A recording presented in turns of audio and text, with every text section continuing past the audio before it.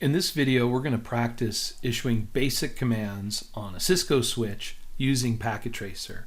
Now, if you want the latest version of Packet Tracer, all you have to do is go online and go to netacad.com/courses/packet-tracer and set yourself up a free account and enroll in the class Intro to Packet Tracer.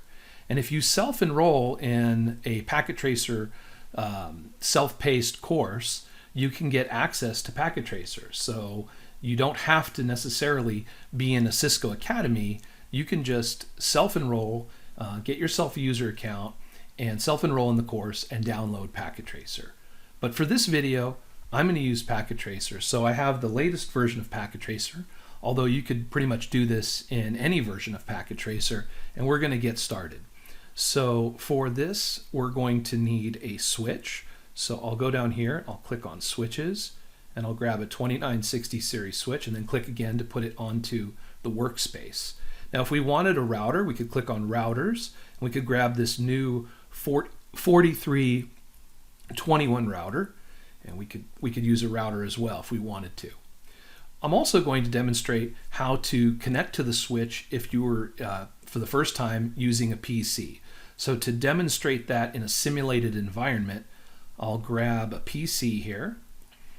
And so the goal is we have a switch, we have a router. The first time we use the switch and router, it doesn't have an IP address, so we need to console into the switch or console into the router.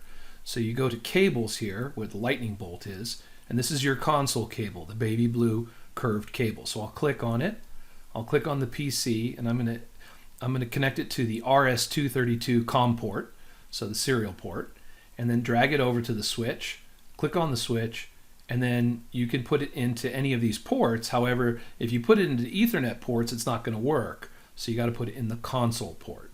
And now I have a console connection to the switch. Now I could click on the end of that cable, and I could put it into the router and put it into the router's console port. Or click again, put it into the switch console port.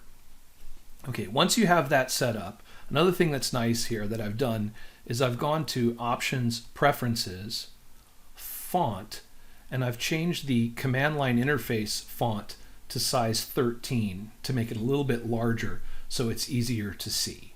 And you just click Apply. Okay, so I'll open up the PC, and in the PC has desktop applications, and we're interested in the terminal emulation program, or in this case the terminal, and you can see the default serial connection settings. We'll click OK, and I have a terminal connection, a console connection into the switch. If I press return, I have a console connection. Now that's the way you would do it in the real world. You would need a PC, a computer, a console cable, and the switch or the router.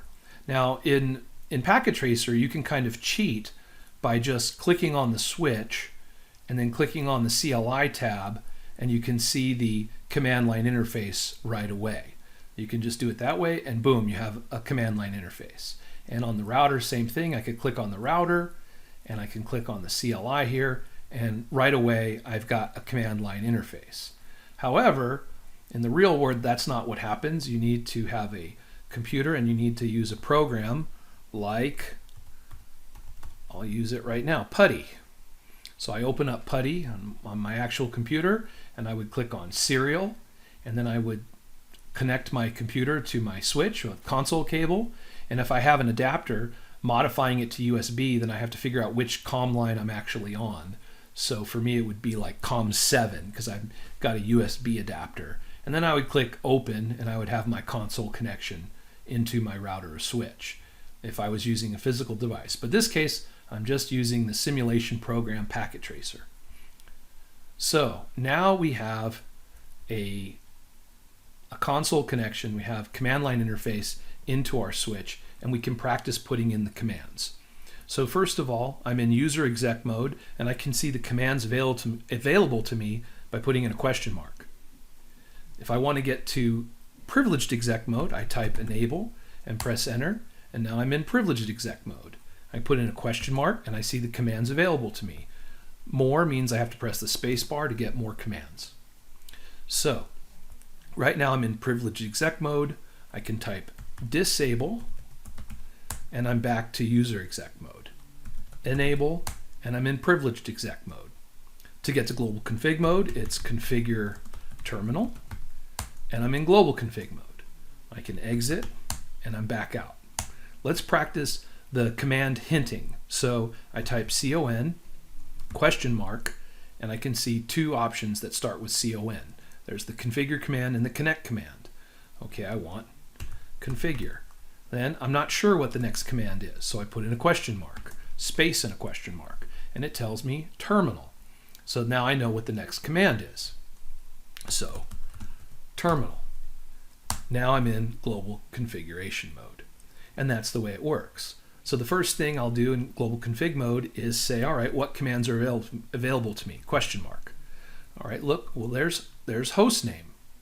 So I want to put in host name to set the system's network name. All right, I'll press spacebar more, then I'll type host name and S1.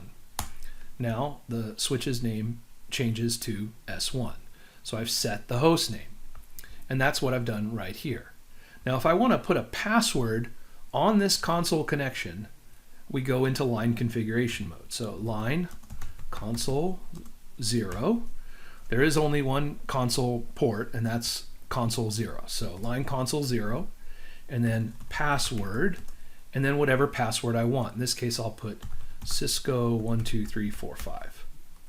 Now it has the password Cisco12345, and I need the login command to make sure that I'm prompted for that password when I first enter the switch using the terminal emulation program. So I hit enter. So now that that's there, that's pretty good. Let's try it out. So I'll do an end command to get out. Maybe I'll type exit, and you can see I'm outside of the switch now. It says switch 1 console 0 is available, press return to get started. Okay, I press enter, and it asks me for the password. This is a password on line console 0 because I configured line console 0 with password Cisco12345. So Cisco12345. You can't see the password when you type it. It won't give you little asterisks or anything. You just have to trust that the password's there. All right. So now I'm in the switch. And in user exec mode, you have access to basic commands that will show you the status of the switch. Now, to configure the switch, you need to be in privileged exec mode, which is the enable command to get to privileged exec mode. And I want to put a password on this so that when someone tries to get into privileged exec mode where you can configure the switch, they have to put in a password. So to do that, we'll say configure terminal. And also, I can use command shortening, conf t, and I'm in global config mode, and I didn't even have to type the complete command because there's only one command that starts with conf in privileged exec mode, and there's only one command that starts with a t in privileged exec mode. So now that I'm here, I'll say enable secret. So we want to put the enable secret password, and we'll call it class 12345. So now there is an enable password. It's secret, which means it's hashed, and it's class 12345. So now if I say exit and I do control C, exit again, I press enter, I'm prompted for the password to get into the console, Cisco12345, and then I type enable, and it wants the enable password to get to privileged exec mode. So class 12345. All right, now I'm in. So I've set up 2 passwords. Now if we want to look at these passwords and what they look like in the configuration, we say show run, and then I'll use a tab completion here. Show me the running configuration. The running configuration, this is our configuration that the switch is using to run off of right now in RAM. So the host name is S1.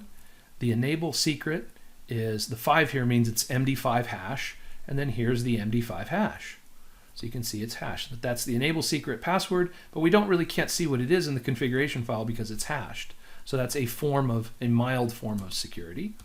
If we go down all the way to the bottom, pressing the space bar, you'll see that line console 0 has the password Cisco12345. Now this is not hashed. This is in clear text or plain text. It's right there in the configuration file for anyone to read if they can access the configuration file. So there it is, line console 0, password, and then login command. And that's the end of the configuration file. So we're going to put in some more commands here. Now one command we can put in is service password encryption to hide that password on line console 0. But before we do that, let's do the line VTY password. That's for line VTY virtual terminal access using SSH or Telnet. So let's see here, back to Cisco, back to my PC, there we go. So I'll need to go to global config mode to do this. And this time I'll say line VTY 0 to 15. So 16 virtual terminal lines for Telnet or SSH access. That's what we're going to configure. Password, I'll make it the same password, Cisco 12345. And then the login command. And now we have not only line console 0, but line VTY both configured. If we want to see it, Control C, show run, and I could just do command shortening and do show run and see it. Spacebar, spacebar, spacebar, spacebar, and there it is. Line VTY 0 to 4, password login, and then lines 5 to 15 also. So there it is. There's our lines configured. Console 0 has password Cisco12345. Line VTY 0 to 4 and 5 to 15 have the same password. Now, if we want to obfuscate this so you can't see the password, we go to global config mode and we type service password dash encryption. And notice here I have it listed wrong. I have service password space encryption. It's dash encryption. There we go. And you can see it. Hold on. Back to the, there we go, service password dash encryption, and there it is. So now Control C, show run, and we look and spacebar down, and you can see there is a type 7 hash on those passwords, and you can tell that because it says password 7. That means it's a type 7 hash. Now it's not secure, it's not good security, but there it is. So we've put in that little bit of obfuscation. So now comes the next thing. So the next thing we're going to do is we're going to put in a banner message of the day. To do that, we also have to be in global config mode. So banner, MOTD, we got a space here, and then our message. In between delimiters, we'll say no unauthorized access allowed, something like that. You should not be in here. So that's a message that will display when someone consoles into or logs into the switch using the console connection or using SSH or Telnet. So I have my banner message of the day. Also another command that I didn't cover in the last video is no IP domain dash lookup. No IP domain dash lookup, and that's to protect against mistyping names and then having the name try to resolve through DNS, and you end up kind of stuck in a loop there for a minute or two. One way to get out of that is Control Shift 6 to get out of that loop. Or you can say don't look up names using DNS. If I mistype a name, it's not a domain name, just don't look it up. Okay, the last thing, a couple more things we're going to cover here. Putting an IP address on the switch so you can manage it over Telnet or SSH, something like that. So, interface, VLAN 1. We put the IP address on the VLAN. In this case, the switch by default has VLAN 1 on all the switch ports. It also has a switched virtual interface called interface VLAN 1. So we'll enter it. Notice we're in interface configuration mode now. And we put in the IP address. We'll give it the IP address 192.168.0.2, the subnet mask,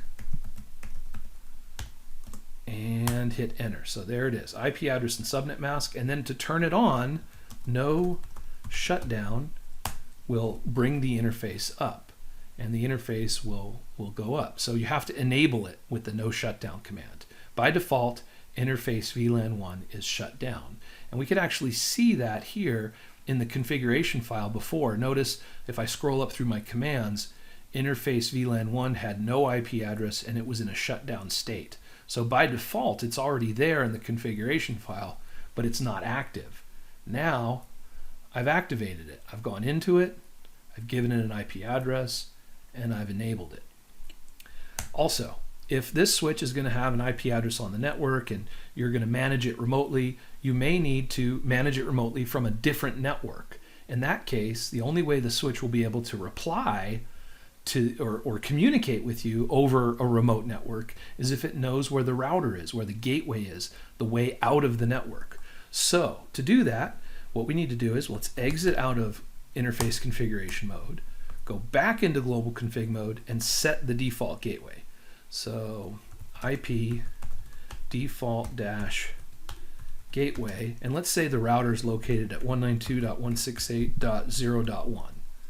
So the switch is 0.2, and let's say there's a router at 0.1, and that's our gateway. So now the switch will know where the gateway is. Kind of like any host on the network, if they want to communicate outside of the network, like your PC or computer, you need to know where the default gateway is. Okay, so that's this command right here. Then lastly, we need to save our configuration and then run a few show commands. So let's try that out. So we'll save our configuration. I'll do a Control-C to get to privileged exec node. Copy running config to startup config. So I'm copying the running configuration that we're using right now in RAM and saving it to the startup config file in NVRAM, which will persist if the switch has to restart. So the destination file name, startup-config, yes, you want to accept the default file name, just press enter, and we're done. We have a configuration. So now I could say show run, show me the running configuration, and there it is. But I could also say show start, and it'll show me the startup configuration. And once again, show start is short for startup-config. Run is short for, if I hit the tab key, running-config. I can also run the show IP interface brief command to see my interfaces. There's my switch ports. Notice there's no IP address on the switch ports individually, status down, protocol down, but all the way down here, VLAN 1, there's the IP address, and you can see it's in an up-down state. So its status, it's enabled, but the protocol's actually down because we don't have any Ethernet cables plugged into our switch. Our switch doesn't have any Ethernet cables plugged into it. But if we wanted to, we could solve that by taking this PC here, grabbing an Ethernet cable, connecting it to the fast Ethernet port and over to the switch to any of these Ethernet ports. And you can see there now there's an Ethernet connection on one of the switch ports. It happens to be to the same PC. So we should see a change in that status shortly. So let me, we'll see it. I'll fast forward time here. That's the fast forward button. Notice we've got two green lights, up arrows. And now if I run that command again, notice the messages here, the syslog messages showing that we had a change to up. I'll put the up arrow, repeat the command, and you can see now VLAN 1, the IP address is up and up. However, my PC here, this PC doesn't have an IP address. So I'll go to IP configuration and I'll give myself an IP address. I'm going to give this PC the address 192.168.0.100. I'll give myself a subnet mask, and let's put the default gateway. So now this PC has an IP address, just like the switch has an IP address. That means that if I go to this PC, I can open up not the terminal emulation program, but the command prompt, and I can ping the switch. and it should work.